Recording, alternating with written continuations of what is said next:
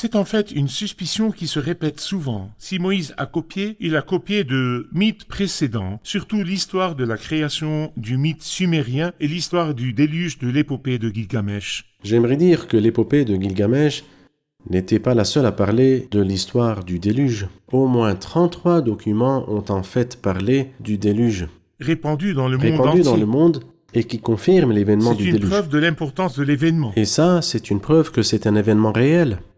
Bien sûr, nous savons que tout de suite après le déluge, le paganisme a commencé. Le déluge s'est terminé au chapitre 8, et au chapitre 11 de la Genèse, le paganisme a commencé par l'intermédiaire de Babylone. Et le paganisme en général ne crée rien de nouveau, comme Satan. Il ne crée rien de nouveau, que des mensonges du début à la fin.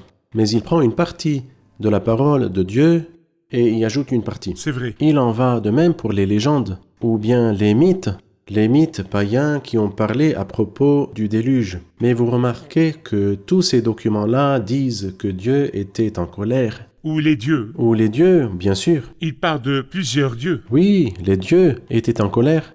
Les hommes commettaient beaucoup de mal. Ensuite, c'était une tragédie globale, désastre universel. Il y a eu donc...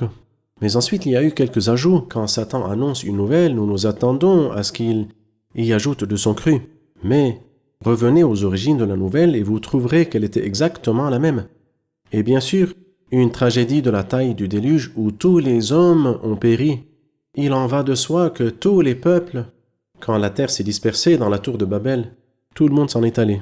Tout le monde a raconté et y a ajouté de son cru, même sans Satan. Quand les gens viennent à raconter des histoires, chacun y ajoute une partie et elle deviendra une autre histoire. Mais les origines sont là dans la Bible sainte. Et Moïse n'a besoin ni de Gilgamesh, ni il a besoin de rien d'autre.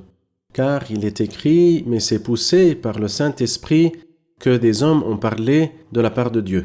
Et s'il trouve que l'épopée de Gilgamesh lui a vraiment donné l'histoire du déluge, qui lui a dit qu'au premier jour Dieu créa ceci, au deuxième jour il créa cela, et au troisième jour, n'est-ce pas une inspiration de Dieu? C'est vrai.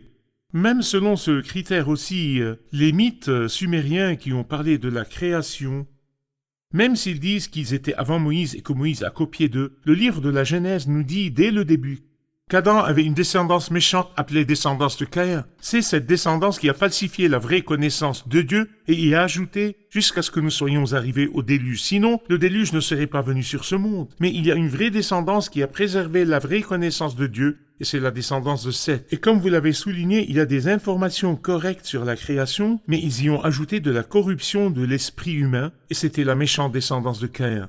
Mais ce que Moïse a écrit, il l'a écrit par une révélation divine directe, et il n'a rien pris des choses précédentes. C'est poussé par le Saint-Esprit que des hommes ont parlé de la part de Dieu.